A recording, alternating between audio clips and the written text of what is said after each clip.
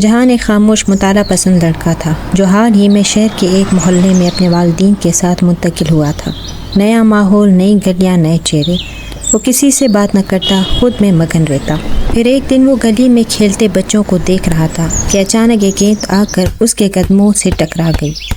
گیند لینے سالار آیا، ایک پرجوش اور شوخ مزاج لڑکا جس کی مسکراہٹ میں اپنائیت تھی۔ کیا تم ہمارے ساتھ کھیلنا چاہو گے؟ سالار نے پوچھا۔ جہان نے جھجکتے ہوئے سر ہلایا، اور وہ ایک لمحہ ان کی دوستی کی شروعات تھا۔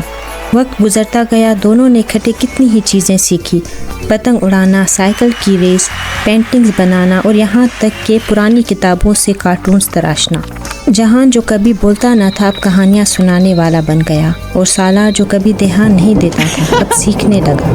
ان کی دوستی تب آزمائی گئی جب سالار کے والد کا کاروبار خراب ہوا اور اسے اسکول چھوڑنا پڑا۔ جہان نے اپنے والدین سے بات کی اور پرانی کتابیں، کپڑے اور سیکھنے کا سامان سالار تک پہنچایا۔ دونوں نے گلی میں بچوں کو پڑھانا بھی شروع کیا۔ آج وہ دونوں نوجوان ہیں لیکن ان کی دوستی ویسے ہی مضبوط ہے۔ ایک خاموش مطالعہ پسند، دوسرا شوخ اور ہنستا کھیلتا، لیکن دونوں دل سے ایک۔